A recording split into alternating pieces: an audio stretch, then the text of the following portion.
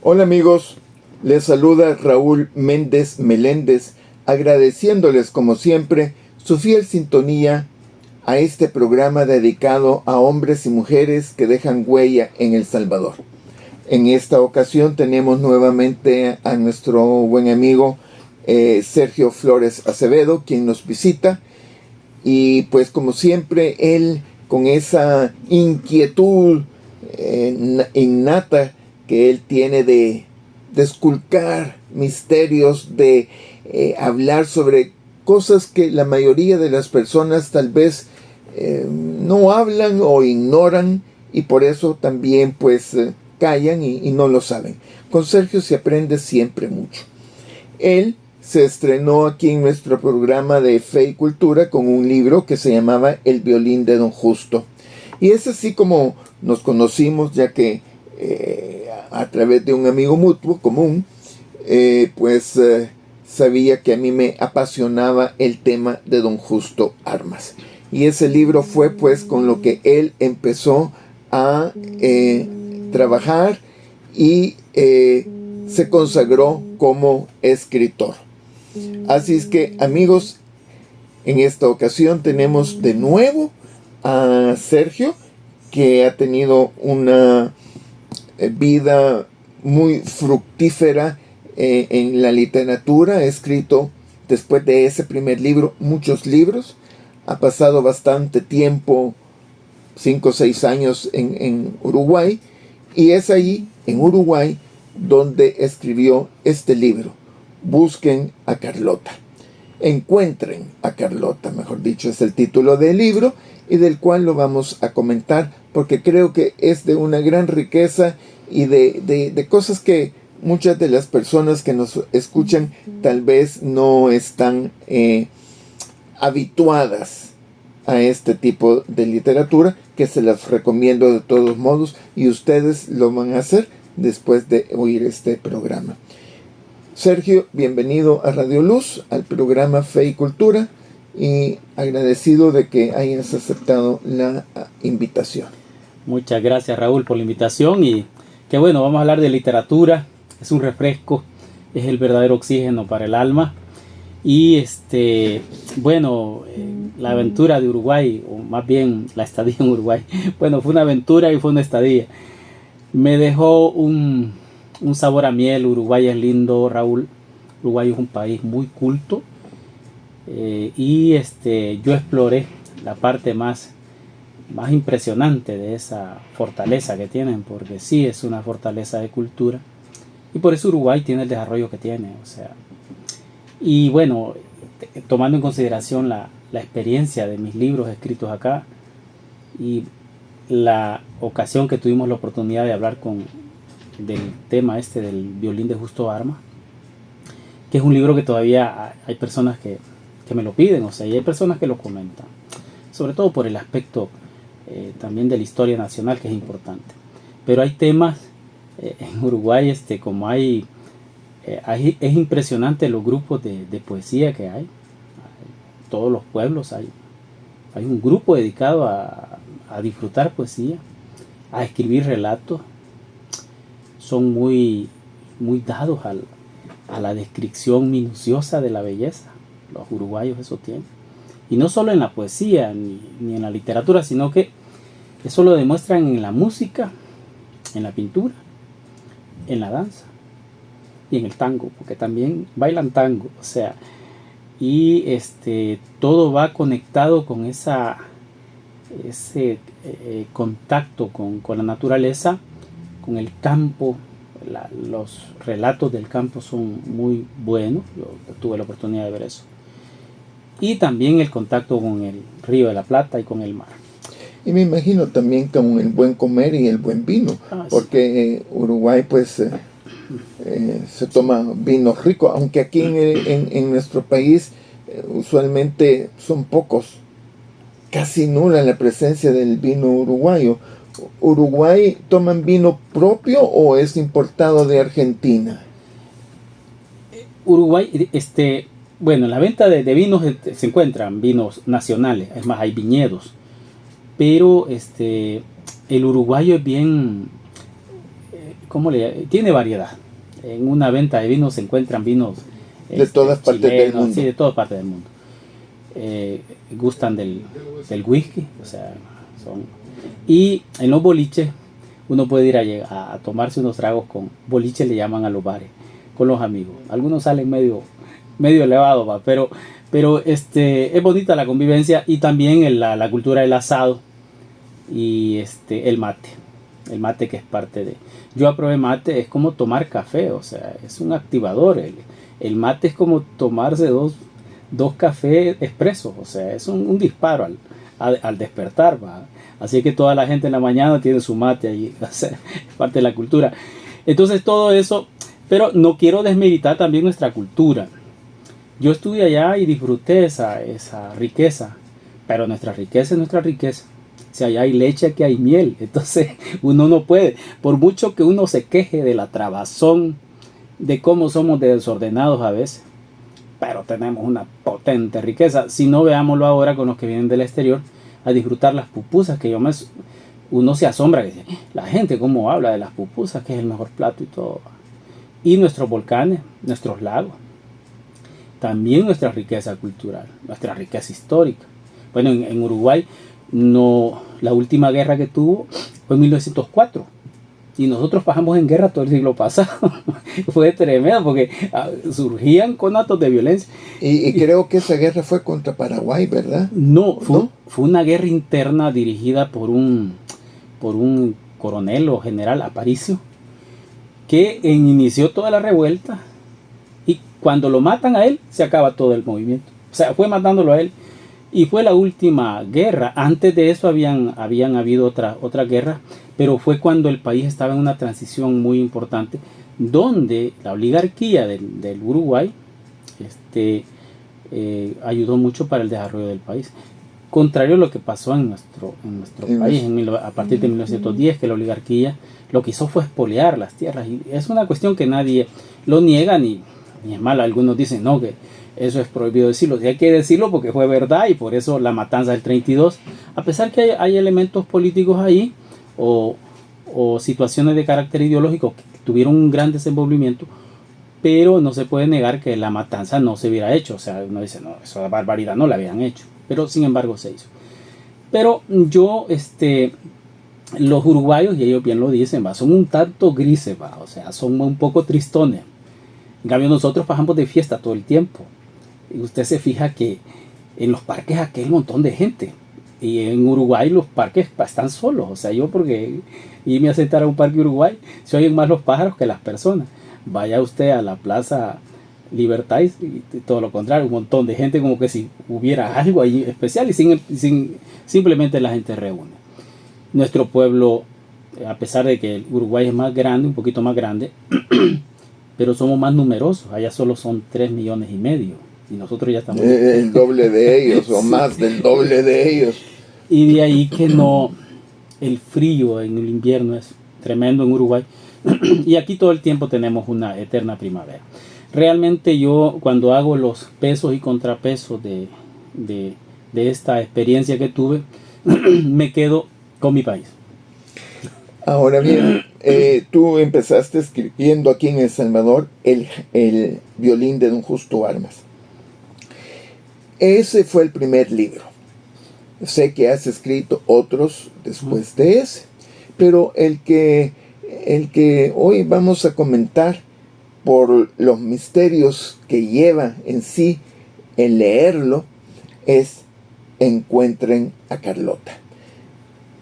Yo no sé por qué pusiste ese título, o cómo se te ocurrió a ti estando en Uruguay, porque me manifestabas fuera de micrófonos que el libro lo escribiste en Uruguay. Sí.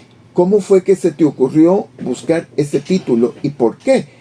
Yo lo primero que hice fue asociarlo a Don Justo Armas, porque se supone que Don Justo Armas era el emperador Maximiliano de México, que fue casado con Carlota, que era de pues una princesa belga, claro, ¿verdad? Claro. Era hija de reyes, hermana de reyes y nieta de reyes. Entonces, pues por eso tengo la curiosidad de saber qué te motivó a escribir el libro y por qué buscaste ese título. Sí, la historia de Uruguay es muy potente, rica. Bueno, usted va a los museos y queda impresionado. Hay un museo que se llama el Museo Blanes, dedicado al pintor de la patria, que es el que pintó precisamente un cuadro dedicado a una mujer llamada Carlota. Le llaman allá la Carlota, algo así despectivo, porque la mujer tenía una fuerza magnética para atraer a hombres con mucho poder intelectual y de dinero, y a todos los maridos que tuvo los arruinó. Pero este pintor Blanes la pinta a ella porque también fue amante de ella. Entonces ese cuadro está en un museo que se llama el Museo de Artes Visuales de Montevideo, y es un cuadro muy reconocido por la población debido a la historia de la mujer. La cuestión es que la aventura empieza con el robo de ese cuadro, pero ese cuadro, como tantas generaciones de uruguayos lo han visto, y como allá el arte es muy apreciado, sobre todo cuando tiene en sí al pie una historia bien interesante, y el cuadro de Carlota tiene mucha historia. Es más, de Carlota hay pintores que han tomado el cuadro de Blanes, Juan Manuel Blanes, y han hecho sus cuadros poniendo el cuadro de Carlota. A Carlota la han estirado, la han quemado. O sea, Carlota ha sido como una reproducción de muchas formas de expresión, para expresar hasta enojo. Entonces, y es por la historia que esconde la mujer. Pero utilicé el bucle de Carlota para esconder una situación más importante. O sea, cuando roban el cuadro, y ahí se ve involucrado el crimen organizado, aún el crimen organizado que estuvo acá, porque en medio de toda la situación hay un tesoro en una ciudad que fundó un hombre, se llama Francisco Piria. En esa ciudad, bueno, él la hace pues a la orilla del mar, o sea, una cuestión, pero una belleza, un malecón que tiene una rambla preciosa en la ciudad esa, un hotel que en su tiempo llegó a ser el hotel más grande de Sudamérica, el Hotel Argentina, y todo fue formado por un hombre, Francisco Piria, un magnate. La cuestión está en que la relación del cuadro con todo lo que sucede después se va conectando a base de la lectura que se va haciendo, y de esa conexión que hacen las novelas para medio perder al lector y luego volverlo a encarrilar y ponerlo en duda, y esto para dónde va, porque todo empieza con eso. Y es más, el título de la novela, algunos uruguayos me dicen, ¿y por qué no le pusiste de esta manera? No quiero en este momento decir los nombres que me sugirieron, porque verdaderamente lo que desarrolla la novela posteriormente es la búsqueda de algo más grande, donde se ve incluido el crimen organizado. Más, hay porque la hago cuando estaban las pandillas en su pleno apogeo acá, y hay una clica de criminales que se va a meter a Uruguay en búsqueda de ese tesoro, y se llevan, además de la búsqueda, toda la situación de organización a ponerla ya en medio de Montevideo. Entonces desarrollo una trama en la que se ve envuelta la policía, en la que se ve envuelta el crimen organizado, el narcotráfico, por la búsqueda de un tesoro. Ahora, ¿qué tiene que ver todo esto con el mensaje principal? Y quizás ahí está como dicen, la clave de encontrar el porqué de la novela, y es la alquimia. O sea, la alquimia es una protociencia que trató en su tiempo, y todavía pues hay unos principios alquímicos que son vitales y son vigentes para el desarrollo de la persona, del que logra encontrarse a sí mismo. O sea, la alquimia dicen que la alquimia es un podrirse en un momento, a volver a renacer de lo podrido. y alzarse como el ave fénix. O sea, porque todos hablan del final del proceso, que es el ave fénix, pero antes de eso hubieron otras aves que representan los procesos de la putrefacción, del salir de la putrefacción, como renacer, de la normalización, de volver a encontrar el camino y luego alzar el vuelo, que es cuando ya está el ave fénix. Pero esos son procesos. Lo que pasa, Raúl, que en la novela, cuando yo la creé, hice una investigación previa de esta ciudad de la que estoy hablando. Piriápolis. ¿Y por qué se llama Piriápolis? Se llama Piriápolis porque el fundador es un nombre brasileño, suena brasileño. Pero eso. No, nació tal vez pudo tener ¿cómo se llama? Descendientes brasileños, pero nació en Uruguay. El señor es más, cuando Francisco Piria se llama él, inició vendiendo pequeñas propiedades, tenía negocio, y un hombre que inmediatamente subió como la espuma, un hombre que verdaderamente supo aprovechar los momentos de cómo manejar los negocios, supo manejar bien los asuntos de sus negocios, que venían de lo menos hasta el que llegó a vivir en un castillo. Ahí en Piriápolis hay un castillo que la gente visita, se llama el Castillo de Piria, y lo pueden buscar en internet, no estoy mintiendo. Y yo he ido las veces que he ido y me he disfrutado con mis hijos el Castillo de Piria. Tenía una central telefónica, no es que tenía teléfono, tenía una central telefónica donde tenía control sobre el puerto, sobre el ferrocarril, sobre el hotel. O sea, era su central de control de todos los negocios que tenía. Todo Piriápolis era de él. ¿Y él, por qué este hombre, siendo un magnate hotelero, ferrocarrilero, de todo, por qué no se dedicaba al ferrocarril o a los hoteles, solamente en eso, que ya hubiera tenido bastante como tener más dinero y vivir plácidamente?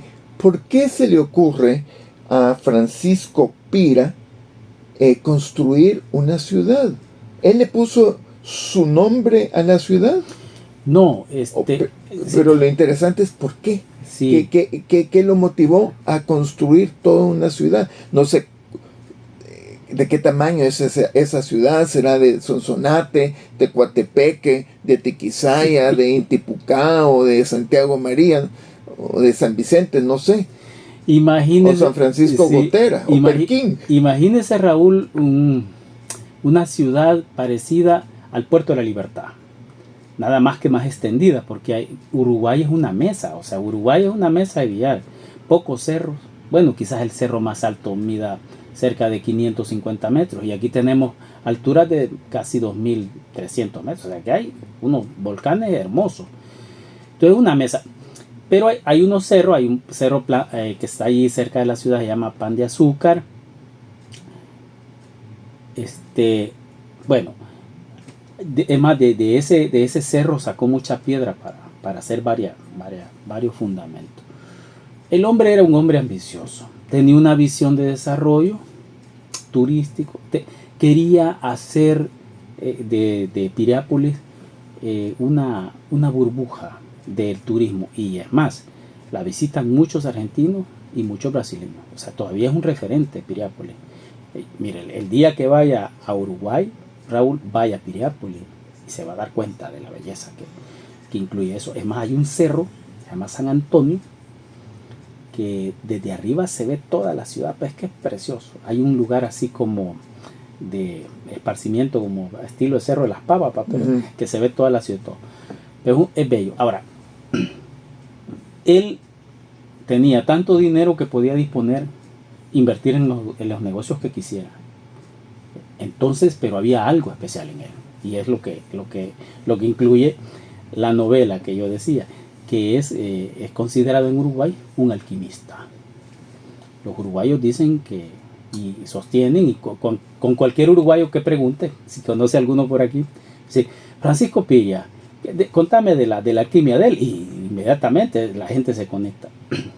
La cuestión es que él construye esa ciudad siguiendo la nomenclatura de su visión alquímica. Entonces, todos los que hemos visto la ciudad de cerca, dijimos, este hombre calculó bien la armonización de todas las cosas para que esta ciudad sea lo que es. Porque es una ciudad donde usted se siente en paz. Yo realmente Pirápolis le he disfrutado porque da esa sensación de estar en un lugar alejado de todo ese bullicio del mundo que confrontativo. Es una ciudad bien bonita. La playa, el muelle. Entonces él distribuyó en la nomenclatura diversos monumentos que tienen un profundo significado alquímico. Es más, edificó una iglesia que está abandonada ahora porque él la donó a la iglesia católica, al arzobispado, pero se la rechazaron porque dijeron que tenía simbología herética, y realmente así lo es. Yo cuando estuve viendo el frontispicio de la iglesia, porque si usted lo busca, es una iglesia bien simple, no le va a encontrar eso, ¿qué va? Más ahora que está en abandono, pero ahí se incluye en los rosetones que tiene arriba, que son 3, y en la estructura del frontispicio, una simbología alquímica arcaica, pero que uno dice, no lo ve el ojo que no está entrenado para verlo, pero aquel que ha estado viendo símbolos, lo ve a golpe de vista si se ubica en una posición adecuada. Está representada el árbol de la vida, también está representada la piedra filosofal y está representado el báculo de Hermes, que son símbolos que la alquimia ha utilizado para explicar esa liberación fundamental de los estados de conciencia del hombre. O sea, cada símbolo tiene a su vez un llamado a la conciencia. Hay un monumento a un toro. El toro se le llama así, el toro de Piria. El toro está en un pedestal que está dividido en tres partes. Hay una agua que cae, una fuente ahí. Pero el toro está como en posición de que alguien ha invadido su terreno, su territorio, porque es un semental joven, bien se le nota porque tiene los testículos, o sea, evidentemente lo han dejado y está con la cola como advirtiendo de que se acerca el peligro. Y esta es una referencia bien palpable a uno de los trabajos que hace Hércules, que es ir a traer un toro. Son los 12 trabajos de Hércules. Y Euristeo le dice que vaya a traer el toro de... ¿Cómo se llama? La cuestión es que lucha con el toro y lo amansa. Y el significado que tiene a nivel del esoterismo antiguo es que a veces hay que dominar nuestras tempestades internas. Y no es que vamos a ir a pedir ayuda a alguien o que al terapeuta. A veces nosotros tenemos que hacerlo solitos. Y es la mejor manera de cómo lograr integrar aquellas partes oscuras que tenemos en nosotros mismos. También está hay un monumento a ¿cómo se llama? Bueno, la misma esta iglesia, hay un monumento a Venus. En fin, ahora la distribución de la ciudad tiene ese tinte, es más, ese tinte alquímico. Es más, en la iglesia celebran hasta rituales alquímicos.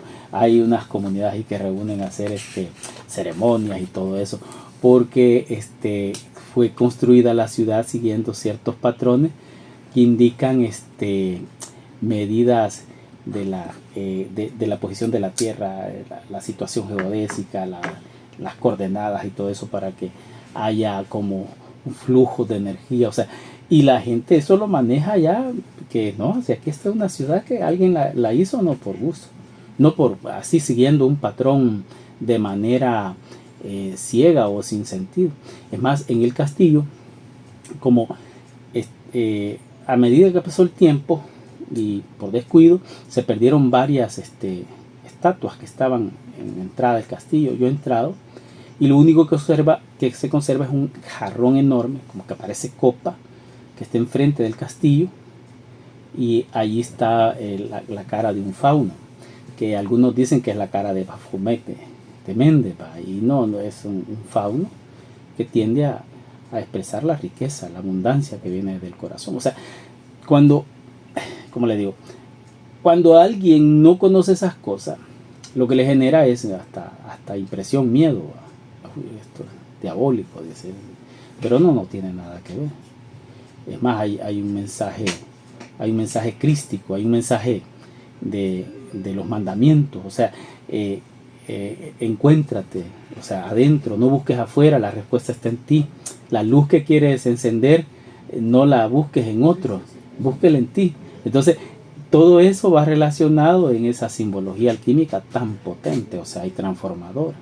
Ir desde los estados podridos, o sea, los estados en los que nos vemos envueltos en pasiones, en odio, rencores, envidias, hasta que logramos el estado venganzas de la liberación. La alquimia es como una afrenta, y cuando uno entiende la simbología alquímica, está llamando siempre la atención desde lo más bajo hasta lo más, o sea, que le dicen al que está confundido con el materialismo, es que salí de ahí, podés, pero no esperes que nadie lo haga por vos.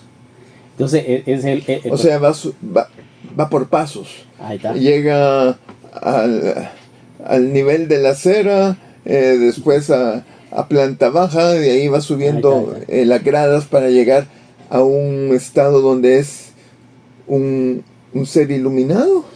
¿Podríamos decir así? No. O alguien que adquiere conocimiento de muchas cosas. Sí, es que el estado iluminado solo el Cristo lo puede tener. O sea, el Cristo es la mejor manera de entender el estado iluminado. Como el mismo Cristo dijo que nosotros éramos su imagen y semejanza, o más bien somos a imagen y semejanza de Dios, nosotros podremos encontrar la iluminación. Lo que pasa que ese proceso alquímico, si lo vemos a nivel del ocultismo antiguo, ellos creían en la reencarnación como parte del proceso de la iluminación. O sea, dicen, hay que ir botando al hombre viejo, y de reencarnación en reencarnación se logra el estado de la iluminación. Y eso, es más, la iglesia lo tenía, lo reconocía, y en un concilio que hubo lo quitaron. Se le llamaba a ese proceso en el canon católico como la mentopsicosis, que era el proceso de regenerativo que tenemos en la oportunidad en la próxima vida, por medio de reencarnaciones continuas, hasta llegar al estado no de iluminación, sino de plena conciencia, porque el estado de iluminación, para llegar al estado del Cristo, es un proceso súper largo. Y usted ha visto eso, y en alquimia se ve esa situación que dicen, miren, hay niños que tienen almas de ancianos, y hay ancianos que tienen almas de niños.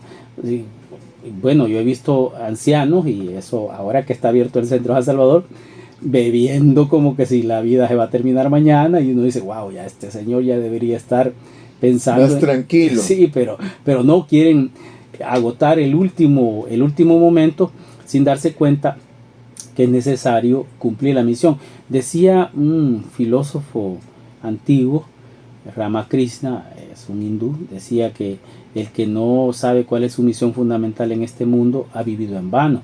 Entonces, nosotros, ese proceso de transformación que llama la alquimia, o que enseña la alquimia, nos ayuda a entender que podemos convertir el plomo en oro, pero la gente todo el tiempo anda especulando que la piedra filosofal va a hacer el plomo en oro, es de hacerla físicamente y hay que mezclar metales y todo eso. No, y la piedra filosofal se va transformando a través del tiempo mediante una sincera, mediante un verdadero enfrentamiento con nosotros mismos. Una curiosidad. ¿Cómo es que llega Francisco Pira a ser un alquimista? Y lo otro es, ¿cómo encaja Carlota, esa mujer conocida por todos los uruguayos? Muy bien. Sí, es que verdaderamente como la novela tiene que tener cierta fluidez y la construcción no se puede hacer lineal, yo hice varios senderos. Primero la ambientación de lo que es el robo del cuadro de Carlota, que tiene una gran relación con un tesoro. No quiero ahorita profundizar en esos detalles. Porque me gustaría que consigan el libro y lo lean. Sí, y lo pueden conseguir en Amazon. Lo que pasa para los lectores, para los interesados, miren que el que esté interesado en leer un libro, ¿cuánto vale bajarlo por ¿cómo se llama? De Amazon? Vale como $5 el libro, que se baja ahí en el lector de Amazon, se puede estar leyendo. Yo he leído varios libros así que no podía conseguir por otros medios más que por Amazon. Es más, tengo mi colección de libros que he estado comprando en Amazon, que creía que nunca los iba a adquirir y los he adquirido, ¿va? Entonces se puede hacer eso. Ahora, la relación de cómo se establece las dos historias, llegan a conectarse de una manera pero tan esencial, que al final se vuelven una, ¿me entiendes? Se vuelven una. Pero por eso, la novela es un entresijo de simbologías. ¿no? y de vueltas que, o sea, no se puede crear una línea, porque ya no es una novela, sino que es un relato. Si usted me dice, relatame cómo es tu viaje al mar, yo le relato, mira, llegamos a las 9 de la mañana y ese es un relato lineal y nos venimos a las 2.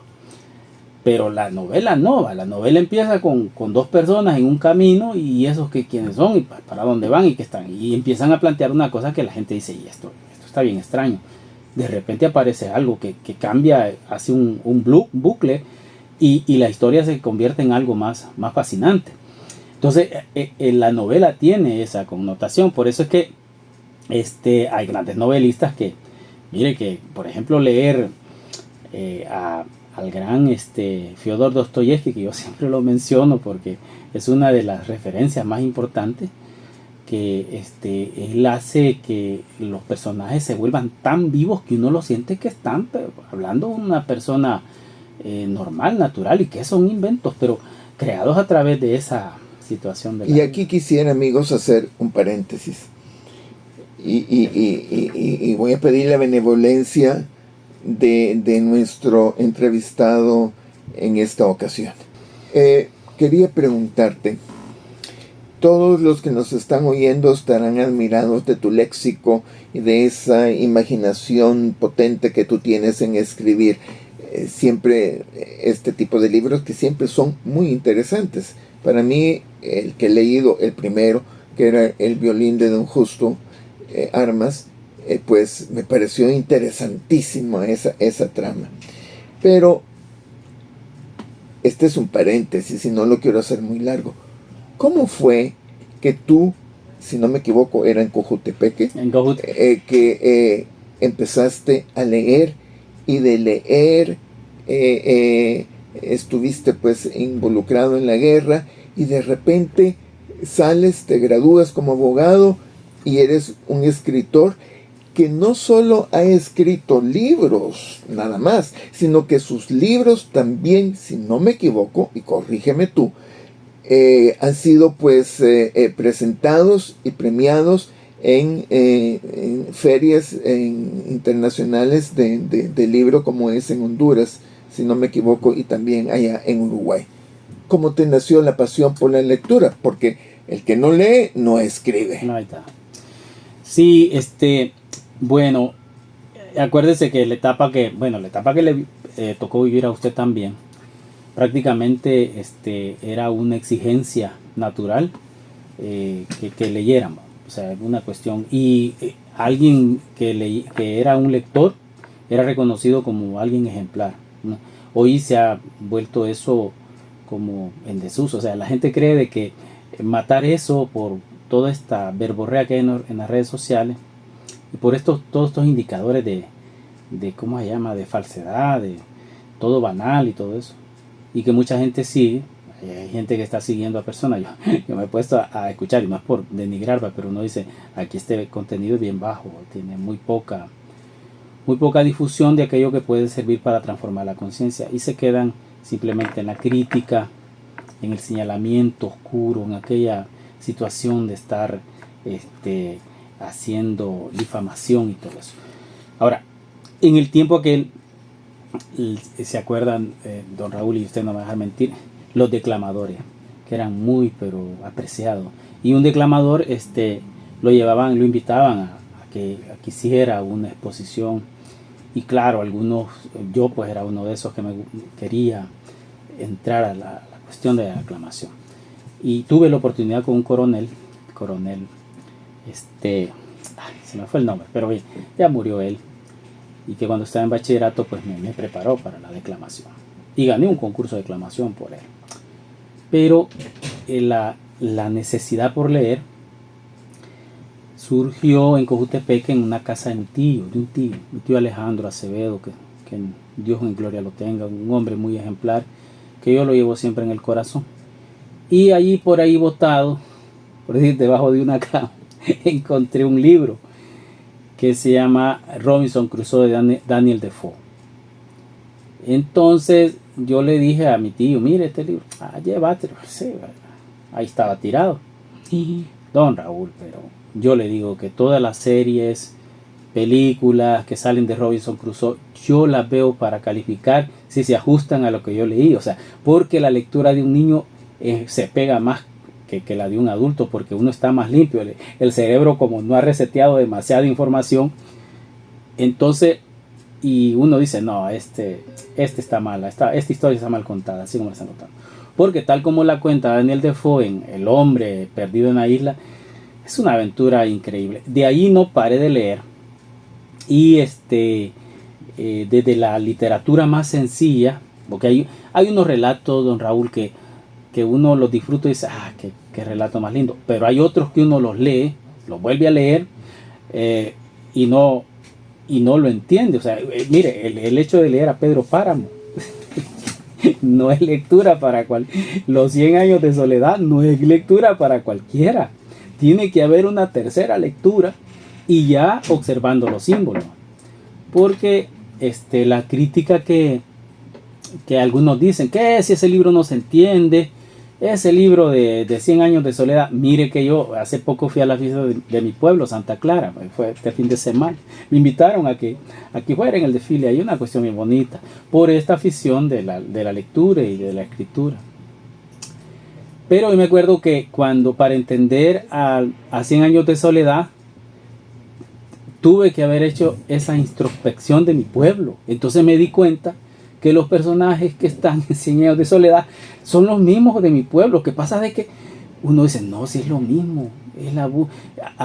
Yo me acuerdo que había gente muy docta en hablar cosas interesantes. Yo me quedaba impresionado escuchándolo. Y digo, no, si los 100 años de soledad es que representa a Latinoamérica de una manera desnuda, de cómo somos, de cómo nos perdemos nosotros en el mismo lugar, caminamos en círculo. Y así no ha sido la historia de Latinoamérica. Pues. El gran Gabriel García Márquez lo que hace es como una parodia de nosotros mismos.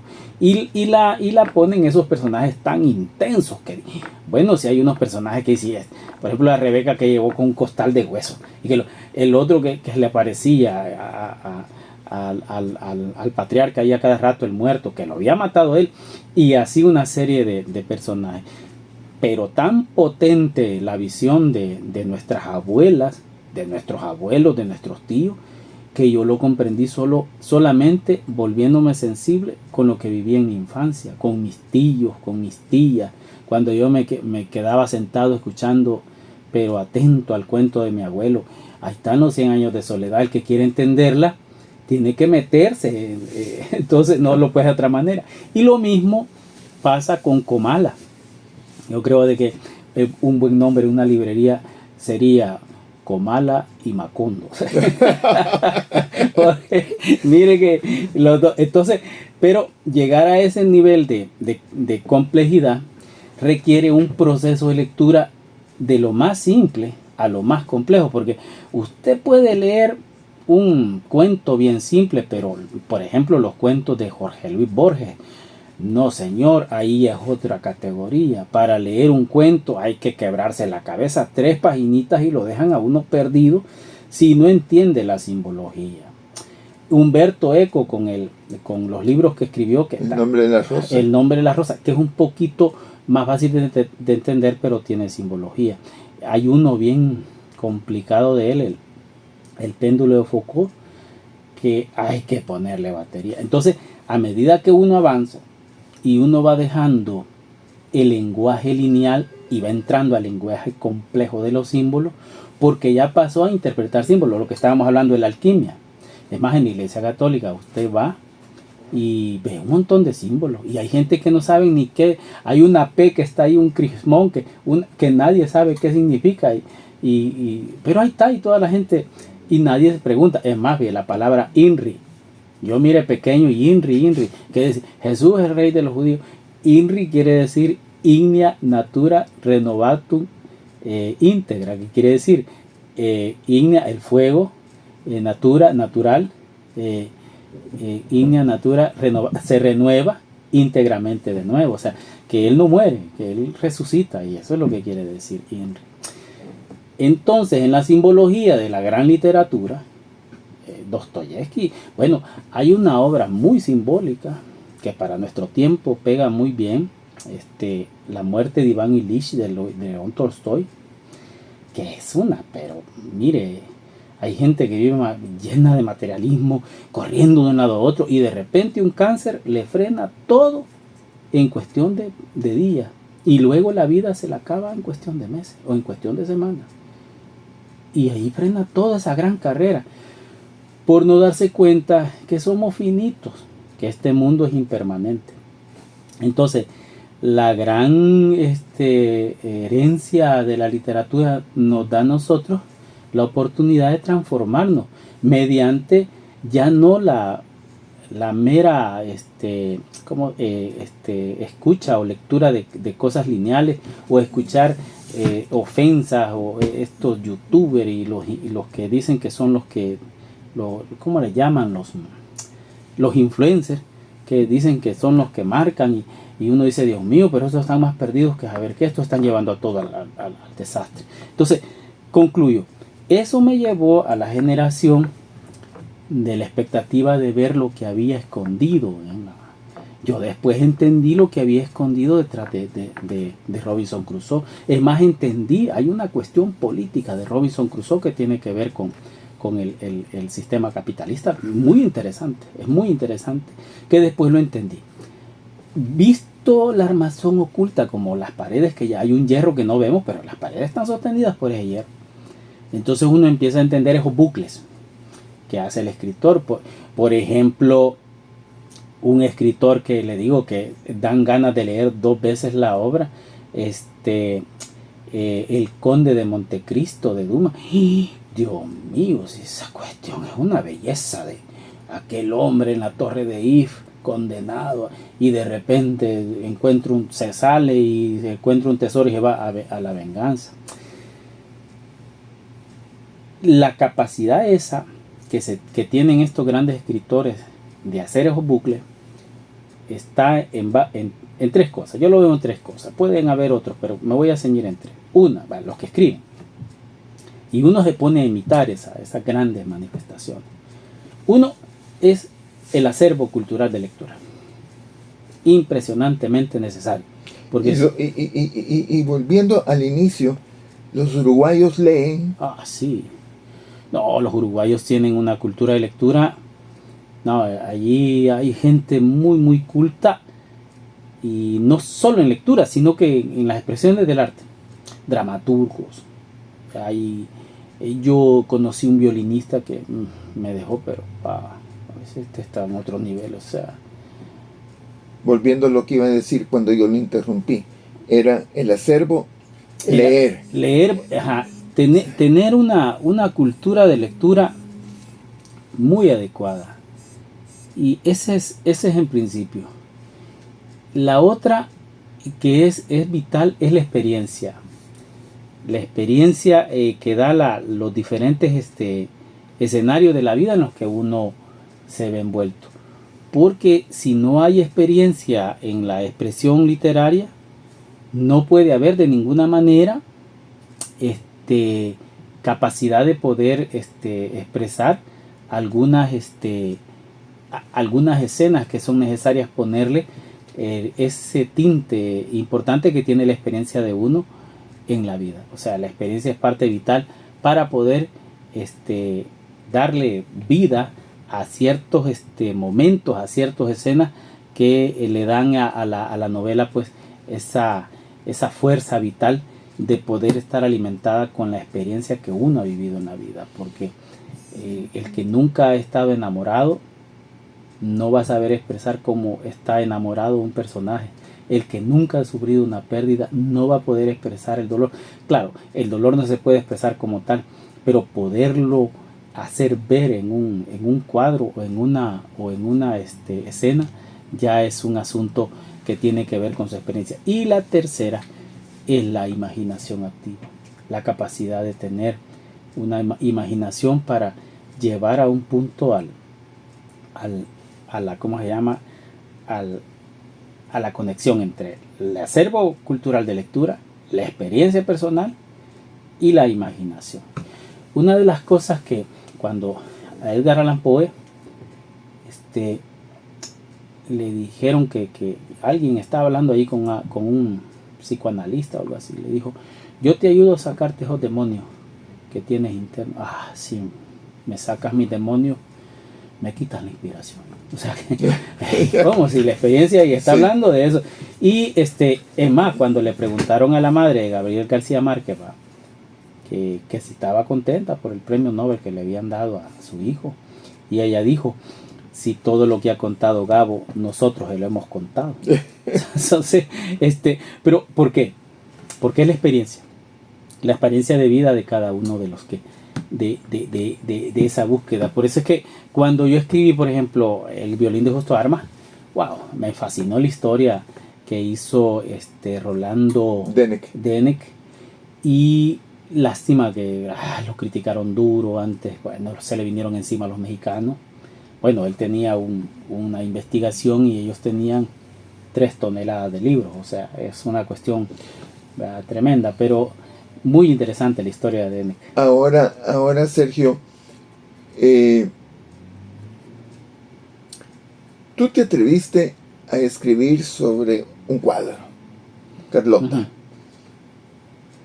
La novela se titula Encuentren a Carlota.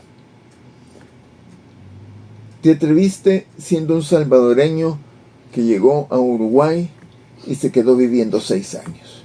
Bebiste, aprendiste, te sumergiste en lo que es Uruguay, en su cultura, que tú lo has descrito como vasta, múltiple, diversa. ¿Eres el primer extranjero o el primero aún en Uruguay que han escrito algo sobre este cuadro enigmático que está en un museo en Montevideo o en Pira? En Montevideo. En Montevideo, el de Carlota.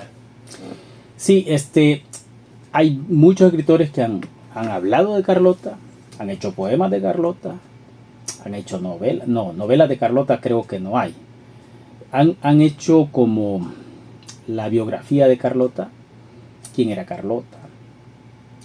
Y los uruguayos la conocen como la Carlota, como algo despectivo. O sea, era una mujer que se acabó a los maridos. Y también el opio la mató. Parece que el opio, en ese entonces el opio estaba en boga y parece que tanto drogarse que terminó loca y toda la cuestión. La cuestión está en que los uruguayos son muy sensibles con reconocer los esfuerzos. Le voy a contar la historia de un artista que terminó convirtiéndose en un símbolo. Allá en Punta del Este, que es otra ciudad maravillosa, es otra burbuja que tiene. Es Miami Vice ahí, o sea, una cuestión muy bonita. Hicieron, parece que un concurso, algo así es la historia. Y si hay un uruguayo que me está escuchando, que me corrija. La cuestión es que pusieron varios, ¿cómo se llama? Arte plástica, pintura, escultura. Entonces llegó, parece que un peruano, no sé, es un peruano, no, peruano es. Y él quería exponer unos dedos, que como que salían de solo la punta de los dedos, salían del agua, así la mano, pero solo los dedos. Y le dijeron que no lo podía hacer ahí, que lo hiciera allá en otro lado, y se fue a la orilla de la playa. Y ahí puso sus dedos, unos dedos fenomenales, grandes, o sea, y está así como, no se ve la mano, solo la punta de los dedos, como queriendo emerger de la arena. Pero mire que después eso se convirtió en un potente símbolo de allí, de la ciudad esta, Punta del Este. Al grado que usted busque los dedos de Punta del Este y ya están ahí los dedos. Y ahí hubo un concurso de belleza que ganó una salvadoreña, también, María Elena Sol Trujillo, por cierto, hace muchos años. Bueno, entonces, y en mi caso, cuando yo escribí la novela, fue una cuestión maravillosa, yo pues es más, aún hoy en día hay gente de Uruguay que me habla para decirme, me agradece por haber escrito esa novela y por haber compartido. Los uruguayos eso tienen, que como le dan valor a esas cosas, ese tipo de literatura tiene mucha importancia. Y yo me siento, pues, no sé, quizás mi misión, porque me llevé los 4 hijos, iba la que era mi esposa en ese momento, se quedó allá, porque allá nos separamos, y yo me vine, se quedaron los 4 muchachos allá. Pero uno de mis muchachos tiene un negocio muy próspero ahí en Atlántida, se llama la ciudad donde llegamos nosotros a vivir, y ahí estuve 5 años. Y los otros están desarrollando bien, o sea, prácticamente mis hijos me agradecen, o sea, hasta el más pequeño me dice, gracias papá por habernos traído acá. Y yo lo que hice pues es darles un lugar bonito para vivir a mis hijos. Y yo me traje toda esa potente experiencia de Uruguay. Trabajé de taxista en los últimos años, y fue otra experiencia. Conocí más la cultura. Y ahí es donde conocí un montón de gente dedicada a las artes de distintas. Es que es increíble. Hablé con un hombre que había andado por todo el mundo, con un violín, pero un hombre, pero amante de la música, y la música de alta alcurnia, ¿va? Sergio, y en Piriápolis, que es una ciudad hecha por un hombre amante de la alquimia y donde hay muchos símbolos, ¿hay solo ese lugar en Uruguay donde emergen todo este tipo de simbología, o hay también en otros lugares de Uruguay donde hay símbolos de cualquier índole, y que la gente puede admirar y ver y hacerse, cuestionarse y preguntar y averiguar y tratar de entender cuáles son o qué quieren decir esos símbolos, si es que los hay fuera de Piriápolis? Sí, la ciudad es muy simbólica, los parques, todo, pero la simbología que más está marcada es la simbología de la masonería. La masonería, como hay varias expresiones, la masonería ahora se ha multidisciplinado, o sea, no solamente hay una corriente. Hay logias en Uruguay donde solo hay mujeres, hay otras logias que son mixtas, y hay otras que solo hombres, y hay otras que han perdido el sentido, porque como cualquier institucionalidad, cuando los miembros no conocen el rumbo que debe ser, pierden el sentido y se convierten en clubes o otro tipo de denominaciones. Pero en Uruguay hay una multiplicidad en la expresión de la masonería. Yo realmente quedé impresionado, y quiero decir pues que yo soy masón, o sea, y que tuve la oportunidad también de ser parte de una de las líneas de la masonería. Raúl, es impresionante la simbología masónica que hay en ese país. Bueno, usted sabe que el grado más alto en la masonería es el grado 33. Pues allá hay un departamento que se llama 33. Montevideo la ciudad es, si usted la camina, es una galería de símbolos, y uno va encontrando uno a uno. Es que es increíble. Bueno, el mismo Francisco Piria fue masón, pues. La plaza central, la plaza Constitución, que le llaman allá, donde está Artigas, que es el prócer, uno de los libertadores, el unionista, es como el Francisco Morazán de allá. O sea, cuestión, Artigas Bueno, en todos los pueblos que vaya usted, va a encontrar la Plaza Artigas. Es que calle Artigas, Escuela Artigas. Es increíble la popularidad de Artigas. Y la masonería en todo eso tiene una gran, una gran expansión simbólica. La misma, ¿cómo se llama? Esta plaza central, la Constitución, pues tiene una gran simbología de carácter masónico. O sea, la simbología masónica la podemos encontrar en Uruguay en distintas manifestaciones. Aparte de eso, el arte es muy simbólico. Es un país, bueno, es un país que da más a la paz que a la guerra. O sea, yo les explicaba a los amigos allá cuando me reunía con escritores que nuestra literatura, la salvadoreña, nuestra literatura, nuestro arte, lastimosamente tiene que llevar unas pringuitas de sangre siempre. Y cuando escuchen a algún poeta hablar del dolor que siente por su gente, va a expulsar eso, porque ellos me decían eso: hay mucho dolor en tu patria. Sí, hay mucho dolor, mucho pasado doloroso. Pero ellos, como están más es otro tipo de poesía. Usted va allá y siente como pasar ¿qué le digo? De un ambiente así de más... De la hiel a la miel. Ahí está. Entonces, y eso es muy palpable en toda la cultura. Los niños son educados en el teatro. Bueno, en todos los pueblos hay un teatro. O sea, yo fui a varias funciones de teatro. El teatro allá es parte de la cultura. Entonces, ¿qué nos deja eso? Que la alquimia, volviendo al punto, si yo fui allá y vi toda esa riqueza, ¿y por qué no voy a volverme un buscador sincero de mi propia libertad, sin esperar ningún tipo de reconocimiento ni nada, si lo que quiero es estar en paz conmigo mismo? Porque eso es lo que da esta búsqueda incansable del mejoramiento, del estar bien.